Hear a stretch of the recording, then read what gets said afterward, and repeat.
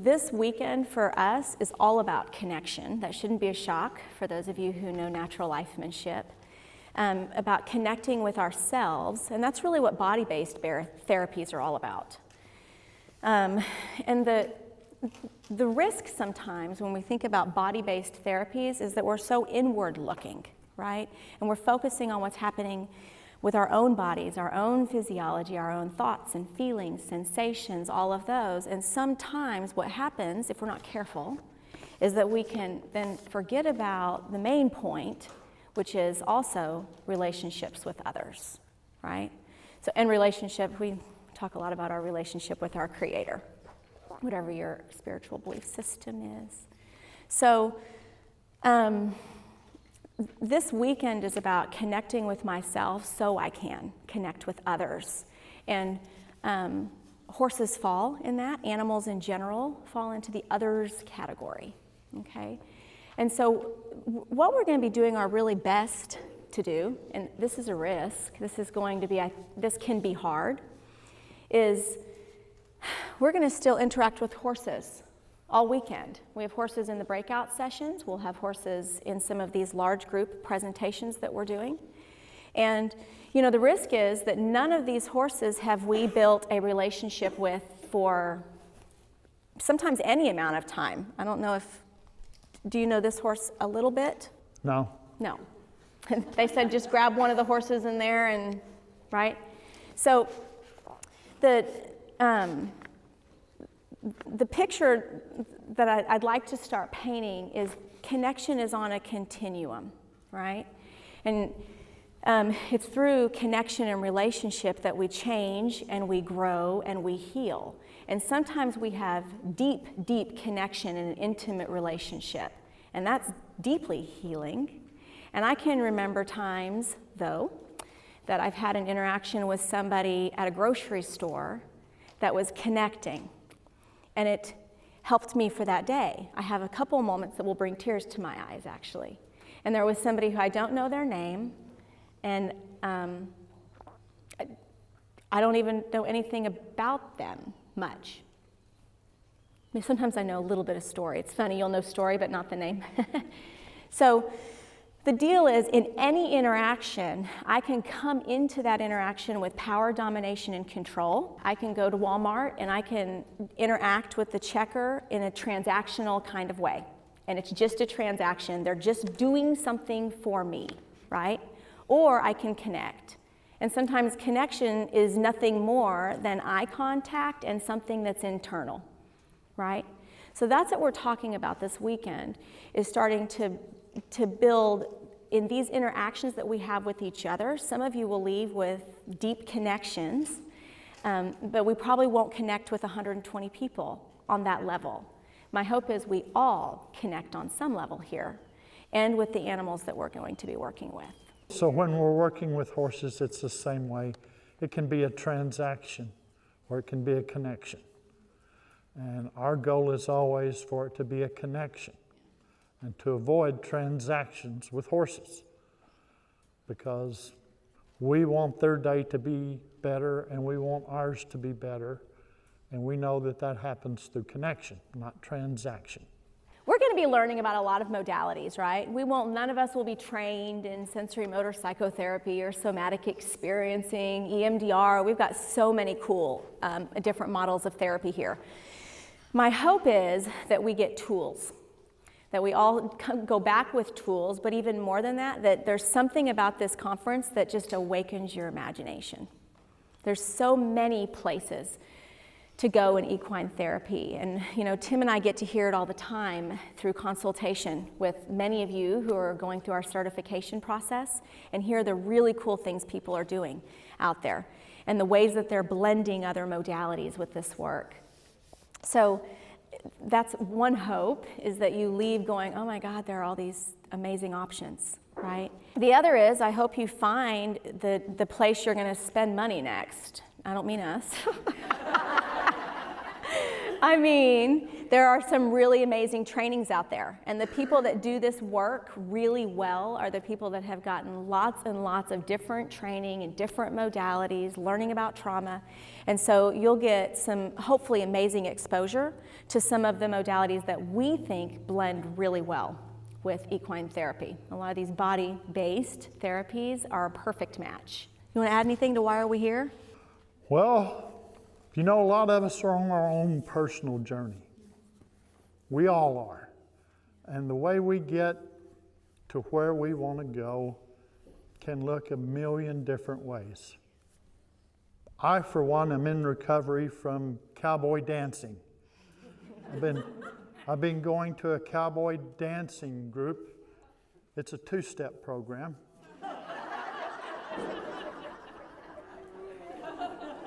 What? Just carry on. I'm just listening. I didn't know. I had no idea. But mainly what we want to do is we want everyone to understand that there are no limits to what you can do to help people. And don't be limited by any one model. We never want anyone to be limited by what they learn from us and what they can do to help people. And we want to continue to learn how to better help people as the same way we encourage all of y'all. So we brought a lot of people here to help us grow past what we are.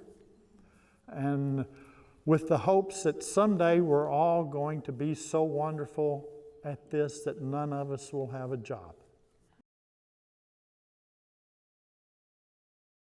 So what is natural lifemanship? We have a new tagline. Have y'all noticed this? We just kind of threw it on the website a few weeks ago. So it's the science and art of connected relationships. That's what we believe we do. Those of you who know us know we talk lots about science, and we're really aware that there is an art to doing therapy and helping people, right? So natural lifemanship is a way of thinking. It's a way of thinking about life. It's a way of thinking about relationships. It's a therapy model. It's an education model. And really it's a way to help people grow, learn, change, and heal through relationships. Relationship with self and relationship with others. And that's really what we do. We do a lot of work with people who don't necessarily do anything with horses. We work with schools and we work with parents and juvenile justice systems and various things like that. But the horses are who teach us. And so this weekend, our focus, though, is on the therapy and the helping side of what we do, where we're partnering people and horses. And since we believe that the relationship is where that change is happening, the way in which the relationship happens matters to us a lot.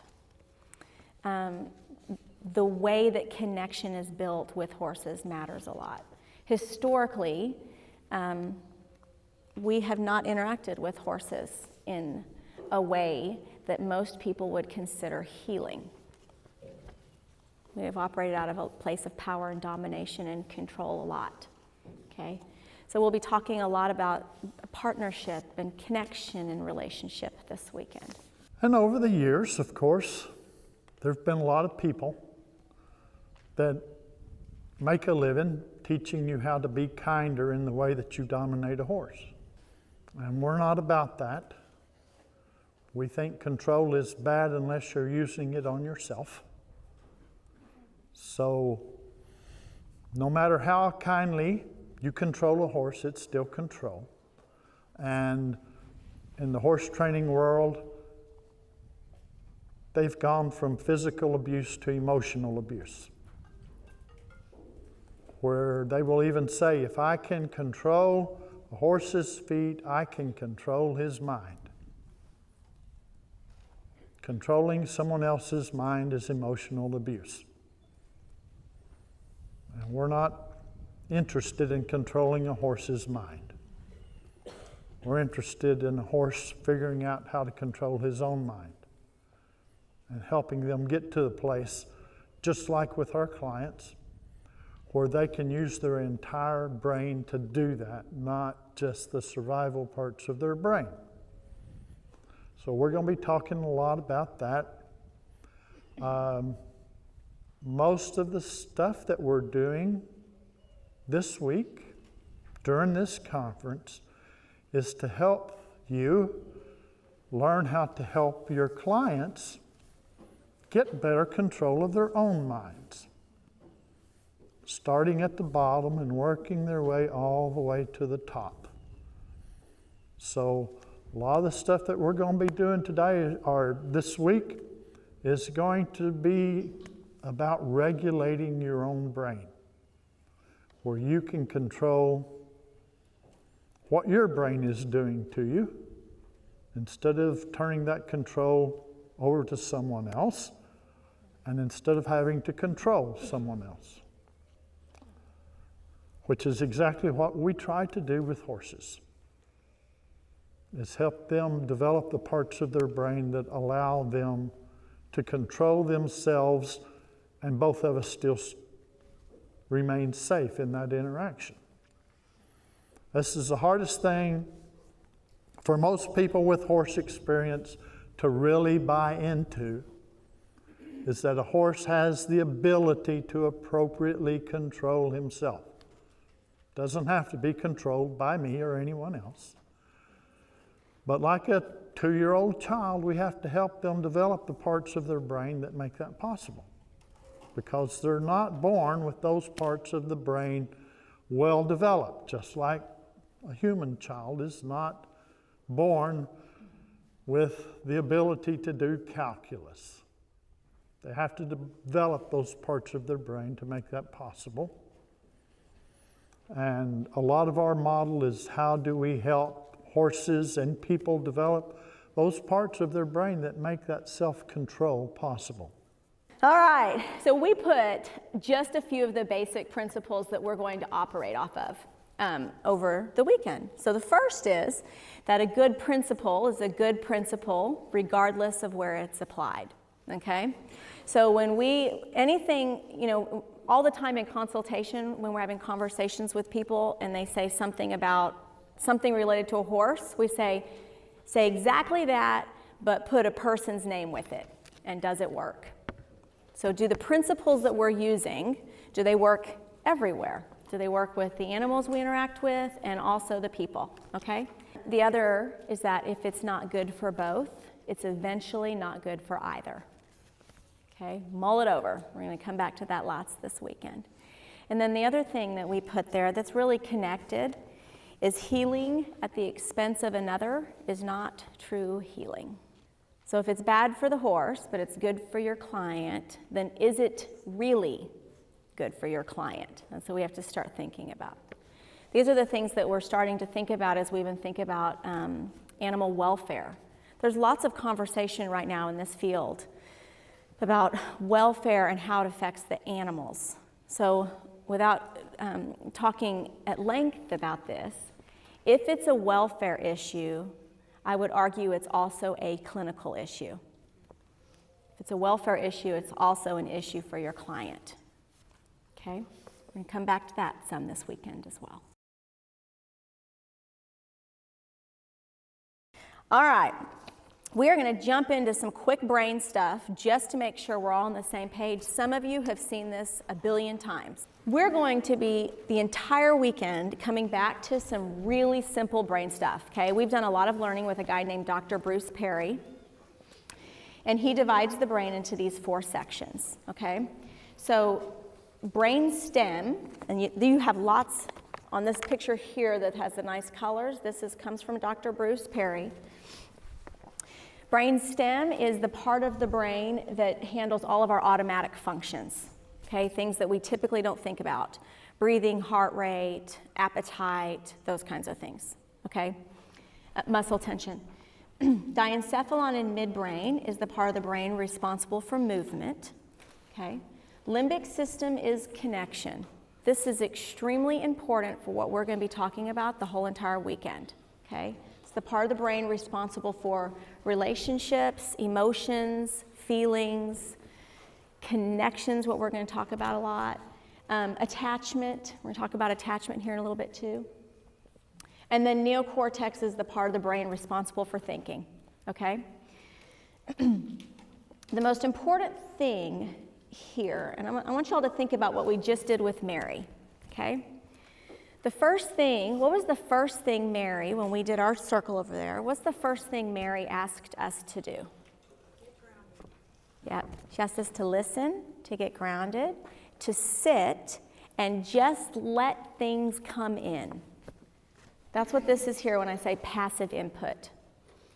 She asked us to we didn't have to do anything to get that input, we just got to hear it, okay? There could have also, think about your 5 senses. There's our ways that we can have input coming into our brain that regulates the brainstem, okay? It's really important that we start breaking apart brainstem and diencephalon when we're talking about trauma-informed care, because some of the stuff that we did at the end where we had to get up and move around, if we have somebody who's really frozen and they're deep down into their brainstem, they can't move, okay? So we have to do something to help them regulate down here, okay? So I do think this has, your next picture that's kind of all messed up, okay? Does have this, so you can take it home. You can try to, I don't know how hard it is to see this. Rhythmic, patterned, repetitive, something, there's a blank, okay, is what regulates our brain. It depends on which part of the brain we're talking about, okay? So for brain stem, it's rhythmic, patterned, repetitive, passive sensory input. That's what regulates the brain stem, okay? Flute music did that. Whenever we're watching and we watch the trees move, there's no breeze today, which is actually nice because it's a little chilly for Texas people. The things that we see help our brain to regulate. Y'all can also, I'm seeing some people do this and squint at this picture. Feel free to come down here later and just take a picture of it. I'll leave it up, or, photograph it or something, okay?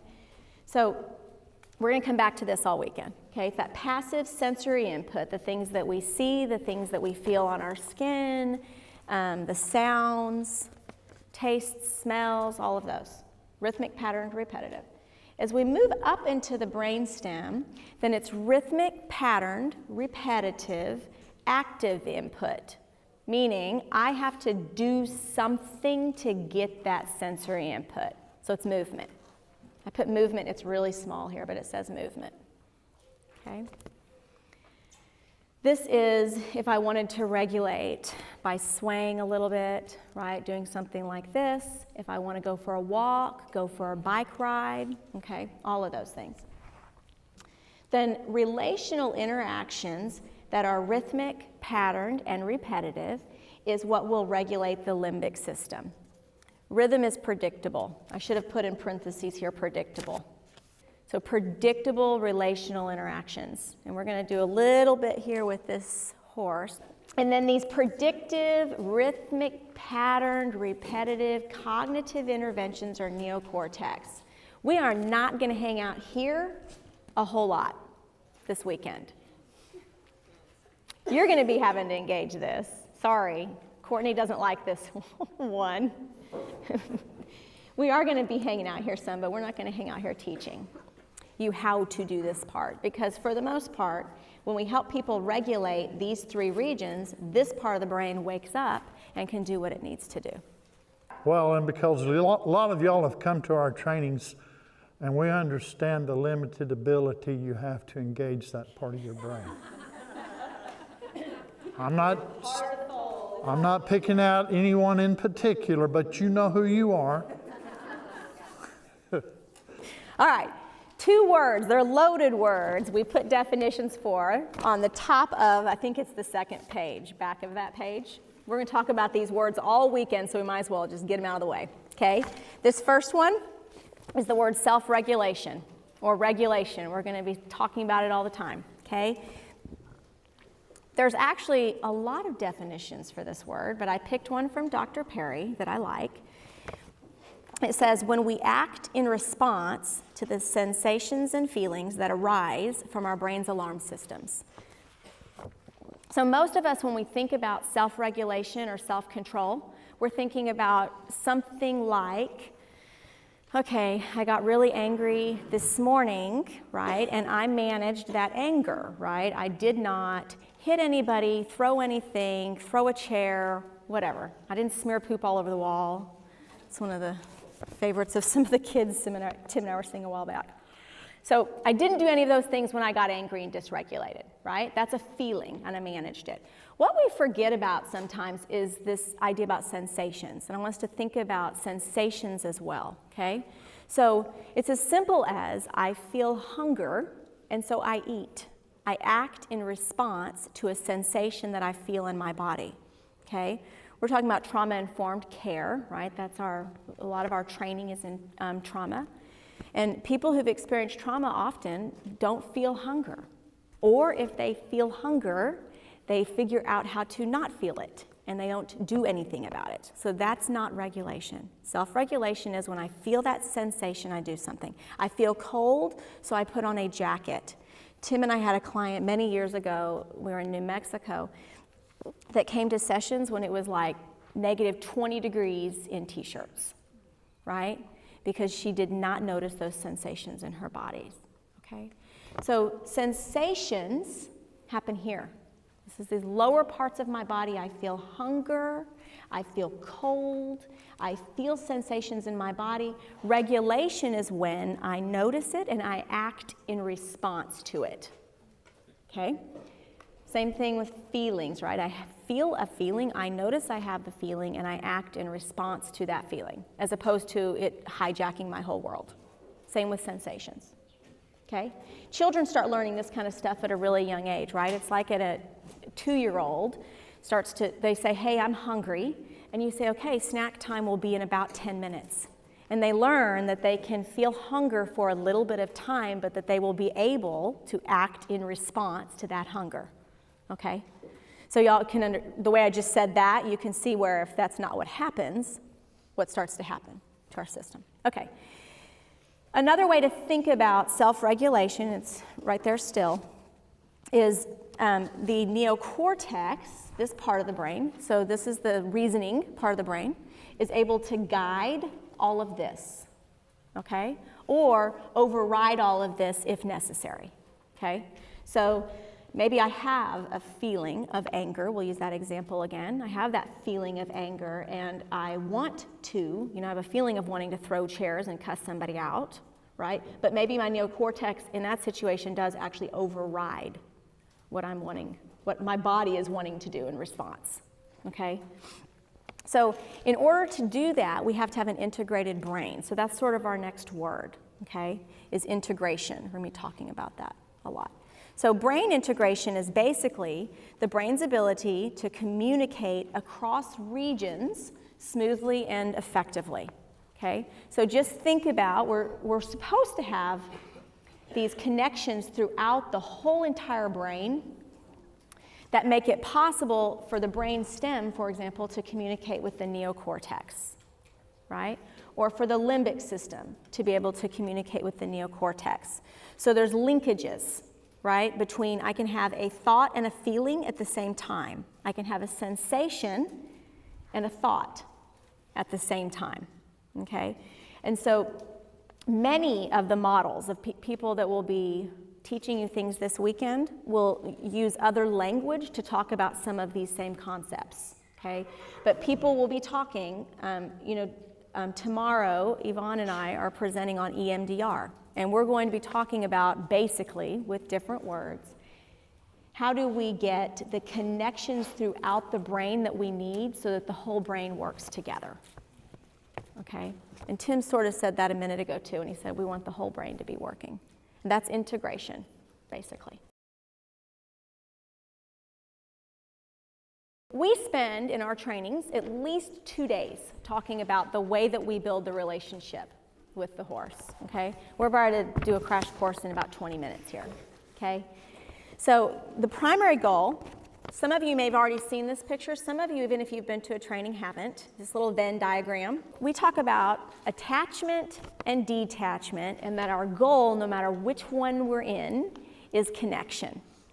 And the way that we build a secure attachment with anybody is that we are able to be connected when we're with them and when we're not with them. That's kind of what secure attachment is, okay? Attachment meaning closeness, connection with closeness, and detachment is connection with a little bit of distance, okay? We try to think flexibly about this in our model. We don't always mean that someone's in a round pen, that our horses has to always be in a round pen. There are numerous reasons related to logistics that we use round pens. It's an office in some ways, many of our programs. But Tim's going to spend some time talking with y'all about how do we start building connection with a horse that he's never met by asking this horse to be with him, asking this horse to be away from him a little bit, being away from the horse some, just this dance of attachment and detachment, okay? The comings and goings in a relationship and what that looks like. Because throughout the weekend, as we're doing different things, this will come into play. Maybe different language, but we're going to come back to how do we build that connection when I'm with you and when I'm not?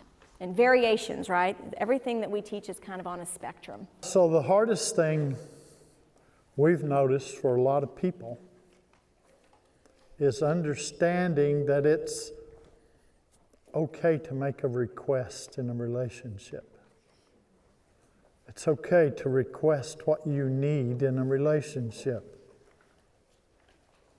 That seems to be really hard for a lot of people. They want to take whatever comes to them, and whatever comes to them is not always good.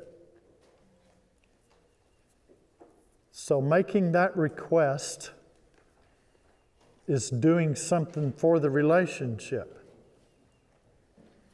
Or a lot of people think if I request something out of the relationship, I'm going to damage the relationship. But if you request what you need out of a relationship and it damages the relationship, what kind of relationship was it to start with? If I were to make your handout right now, I would add another principle under the little list of principles that we gave you. And I would probably write that one of the principles we operate out of is that relationships and connection have to be built. Relationships take work. They take effort. Connection, occasionally, you have those moments where connection just happens and I didn't ask much, I didn't request much, but that's not the stuff that real relationships are made of. So relationships are hard. We believe that. We believe they can be hard and they can also be amazing in the moments when they're not, right? But the reason people come to us for therapy typically is because there have been some hard relationships. So we believe pressure exists in relationships.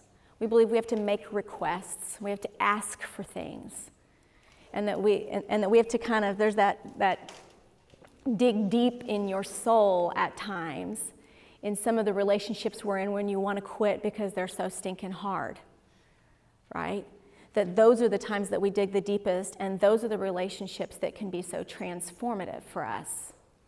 If you think about the relationships that have helped you grow into a better human being, it's typically your hardest ones. The ones where you had to dig pretty deep and make some changes. Being a parent, being a spouse, being a daughter, or being a son, right? It's your tough relationships. So one of the principles I would probably add is connection and relationships are built.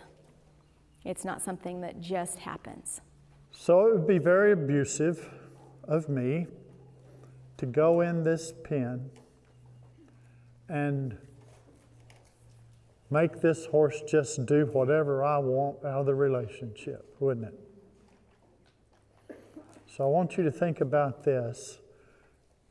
It's also very abusive of me to go into the pen with this horse and do everything on the horse's terms. That's just as abusive, because I'm still teaching this horse that in a relationship, one of you gets your needs met and the other one just has to forget about that part of it. Relationships where we both get our needs met. So I'm not going to go in here and just demand that this horse meets my needs, and I'm not going to go in here and just meet the needs of this horse, because that's just as abusive.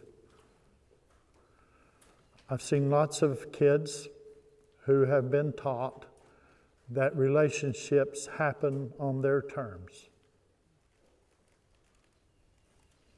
And by the time they come to us, their terms are pretty severe and are causing them to not have relationships anywhere, because they think relationships happen just on their terms. So I'm not going to do that to this horse. I'm not going to demand that this horse meets my needs, and I'm not going to go in there and just meet his needs, because I know that both of them are just as damaging to our relationship. So I'm going to go in there and I'm going to make a request. I'm going to request that this horse connect with me in some way. And I'm going to give him the choice of how he does that. But in that choice, I realize I still have to get my needs met too. And if this horse won't engage with me in any way, am I ever going to get my needs in this relationship met? Probably not. Just when this horse wants to do it. I can go in there and connect with this horse all day when he wants to connect. And this relationship can happen strictly on his terms. And what's it going to look like before long? His terms are not going to serve me very well. So I'm going to ask for what I need out of the relationship. I'm not just going to go in there and start hugging and petting this horse. How many of y'all did I do that with? The first time I met you. I hope not. Yeah, besides you, Jim. Besides Richard. Richard and Jim both are raising their hands. Oh my God. We have to have men You know here you that wouldn't could- do that to a person. You did with Risha? Well, with Risha, yeah. And look how she turned out. No. You wouldn't use something like that in a relationship with a human. This is the nuanced stuff we're not going to go into this morning. This is some of the nuance and the art in this work, because actually Sarah Schlote will be presenting some on touch and the importance of touch. And there are some clients that absolutely, developmentally speaking, where they are is that you would build the relationship in that way, okay? So we have to think developmentally speaking where we are. This is some of the... It's where it should start developing the minute you're born. But it doesn't for a lot of our clients. And when it doesn't, then touch becomes very inappropriate. And for me to go in there and start hugging all over this horse, since we have no relationship, would be like me walking up to you in Walmart and never having met you before and start doing that to you. Some of you would like it, and we would deal with those issues later. But most of you wouldn't like that. And if you did, in the end, that would blow up the relationship. So I'm not going to do that to this horse, and I'm not going to let that horse do this to me. I'm not going to let this horse do something to damage the relationship either.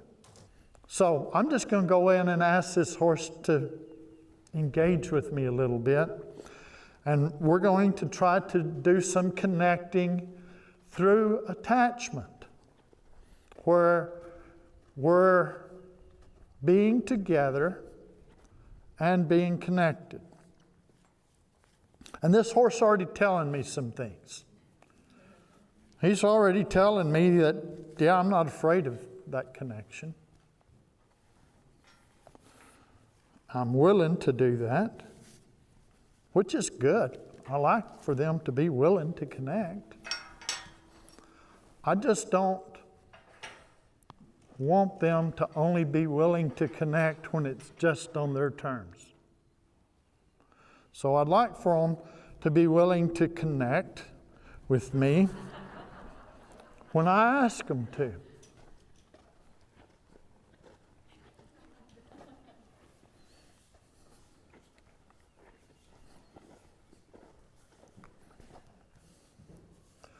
All right, so what's happening?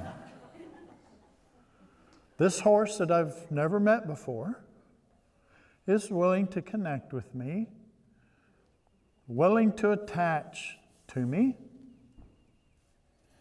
and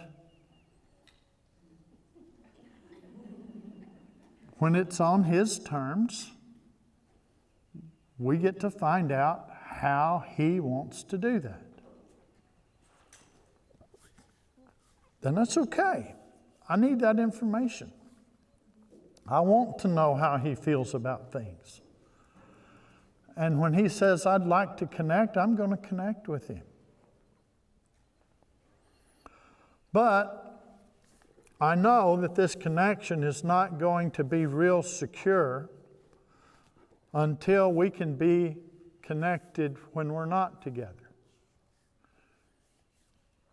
And if he starts to worry about this connection when we're not together,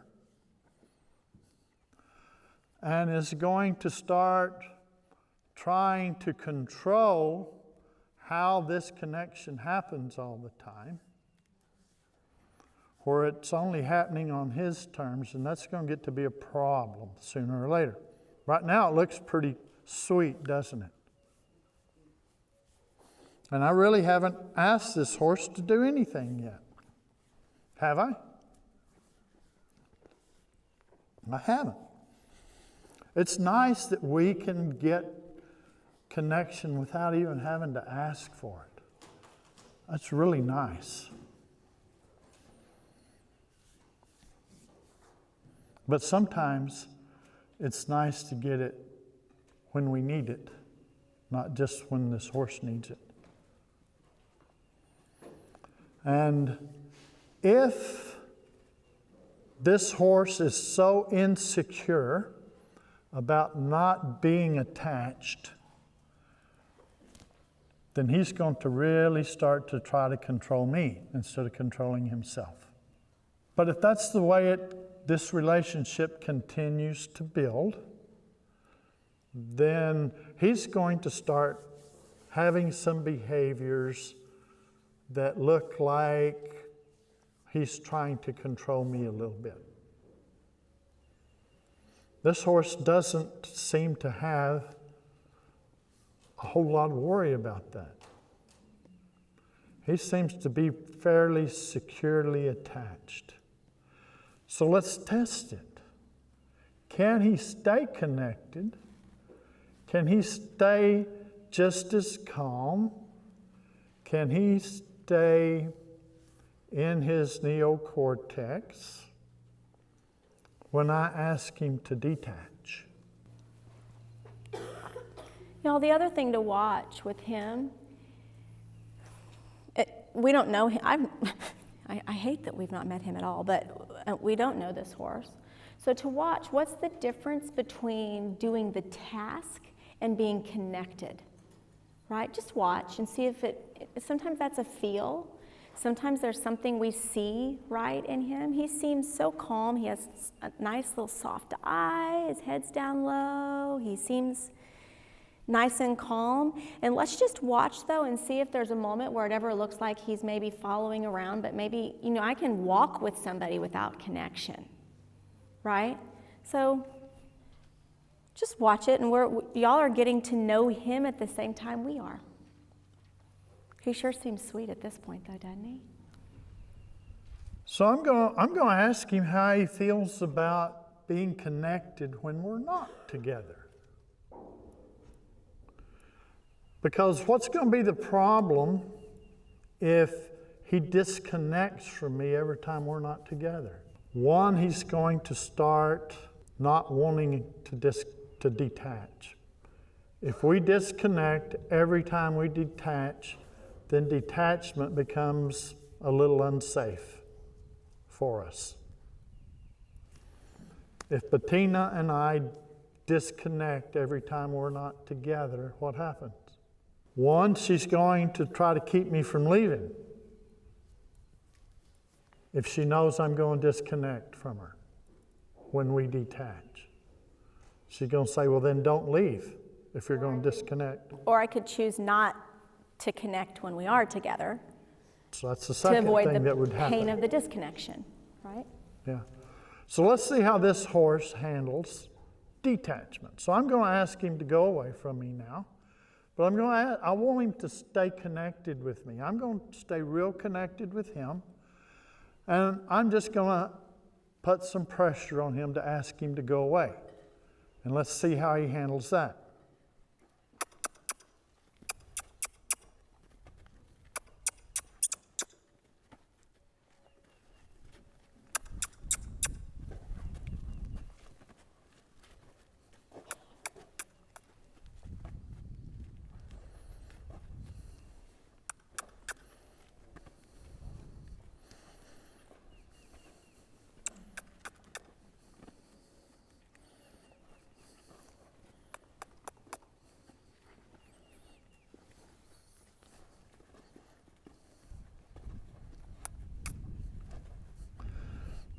Feels a little less certain about that, doesn't he?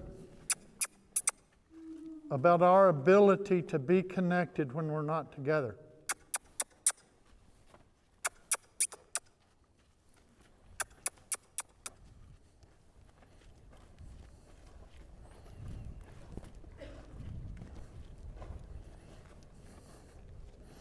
Little licking and chewing. This creates some anxiety for this horse, doesn't it? So y'all, licking and chewing, kind of depending on when it happens, is one of the things we watch for with horses all the time, okay?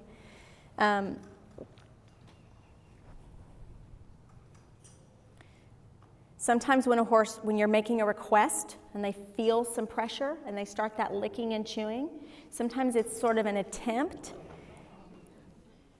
at a little bit of submission. So see y'all, he tried a little submission a minute ago. Tim had pressure on him, asking him to move away. He was like, okay, if I submit and start to appease you a little bit, will you take this pressure off? And when that didn't work, he tried maybe a little something else. Maybe if I resist just a little bit, maybe you'll quit. He's just trying to figure out what is it you're asking for? So he says, fine, I'll detach, but I'm going to disconnect when I do. And he's clearly is not real comfortable about this part of it, is he? You'll see him kind of looking out. He'll look out the pen. He's doing a little disconnecting. He's trying to come back to me even though I'm asking him to go away. But now you see him drop back into the thinking part of his brain, get out of that survival resistance, and now he's starting to keep an ear on me a little bit and trying to reconnect with me a little bit. And when I think he's really trying to stay connected with me, I see this is, how about if I submit? If I just submit, will you let me come back? And it's not submission that I want. I don't want submission out of a relationship. And I don't want him to ask me to submit either. Because that's going to damage our relationship. If I submit, it's going to damage it. If he submits, it's going to damage it. I know, I'm sorry, buddy. He's trying to find the answers, and the answers he knows are not answers that are going to improve our relationship. So if I release the pressure while he's trying to do the wrong thing for our relationship, then I'm teaching him to damage our relationship. And I don't want that. I want him to do things that are going to improve our relationship. And this resistance is just his search for an answer. And I'm okay with him searching for an answer. I'm not going to ever punish my horse for searching for an answer. Because if I do, they'll quit searching for an answer and start to submit. And I want this to happen out of connection, not out of submission.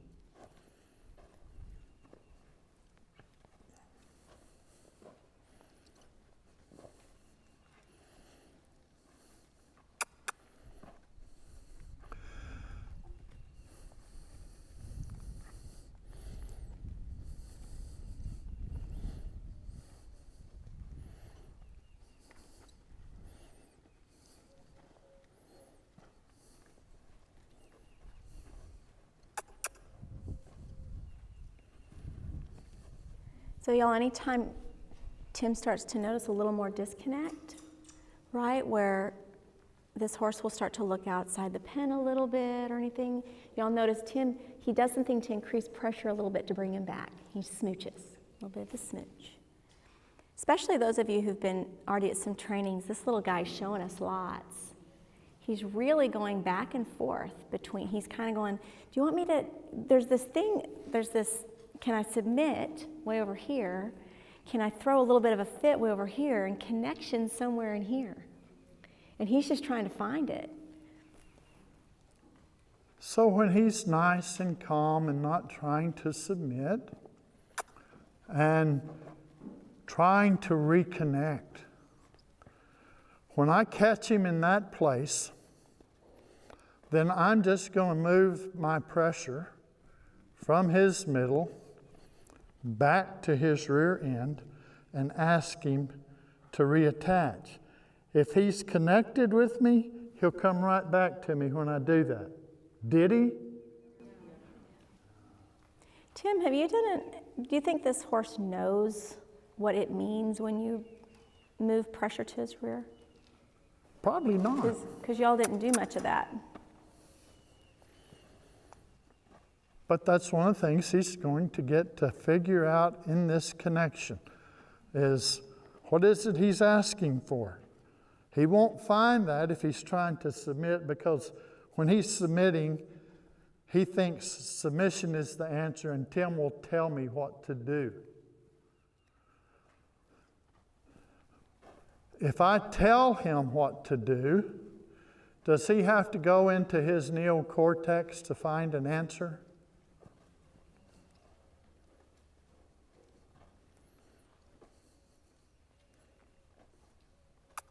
So the thing that seems interesting to me, Tim, is that it seems like he's just kind of on autopilot.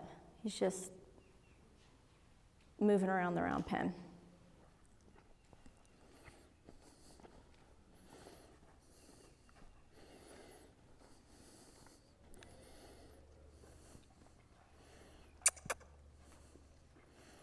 So now every time I feel like he's ignoring me, I'm going to increase the pressure just a little. Because I want him to keep connected to me instead of going from this resistance to ignoring. I want him to stay connected. So anytime I feel like he's ignoring me, I'm going to increase the pressure a little bit. Anytime he's resisting, I'm going to try to keep the pressure the same. And every time I feel like he has really found the answer that improves our relationship, I'm going to release the pressure. See, he came back to me, but guess what? I didn't ask him to. He was doing that on his terms, not because that's what I asked of him. And this horse is great at having that connection when it happens on his terms. He's not real interested in what it is I want yet. So to increase the pressure, you're directing your energy more towards his rear end in this particular case? To increase the pressure, yeah, I just bring my body energy up. So smooching, it takes a little more energy out of me to smooch than it does to just stand here and keep my... If you notice, I'm keeping my belly button pointed toward his side, because that's where I want my pressure to be right now.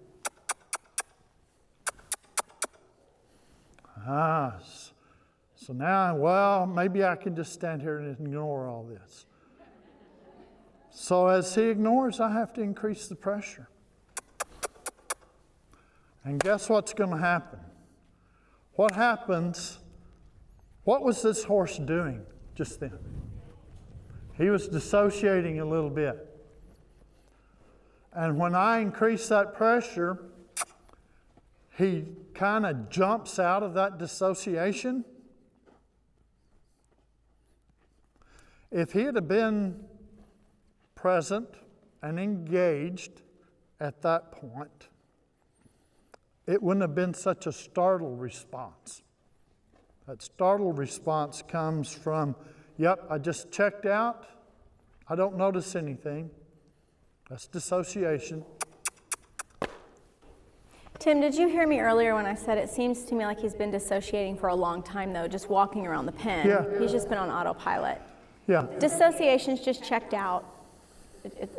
Right, kind of that I'm on autopilot. I'm not connected and thinking about what I'm doing. Two things. Do you hear me, Tim? Yeah. Okay. One, you have 5 minutes. Okay. Did you hear that? Two, this horse's name. You got 5 minutes, buddy.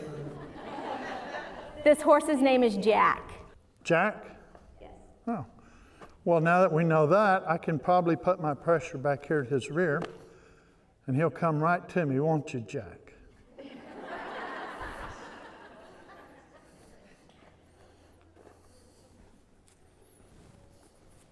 like having a name. Thank you, Equine.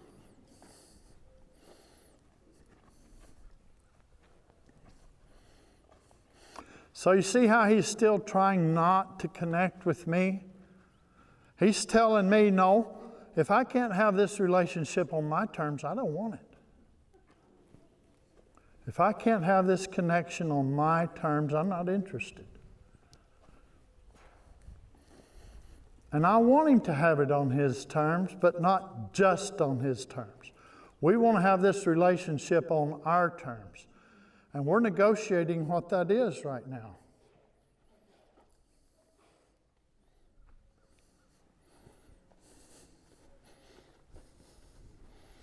All right, so did y'all see what happened then? Did you?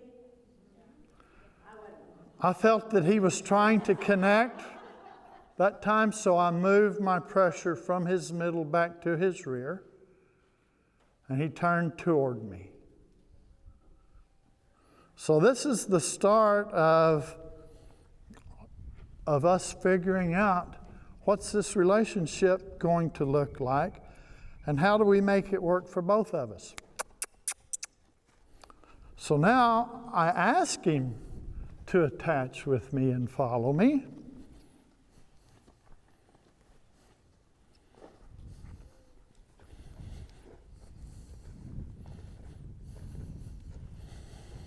And we've got the beginnings of a more secure connection.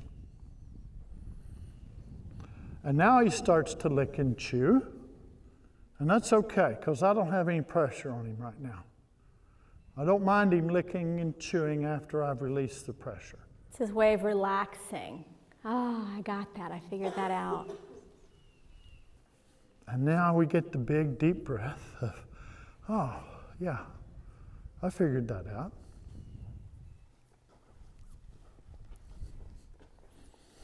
And this is, relationships aren't something that happen in 5 minutes.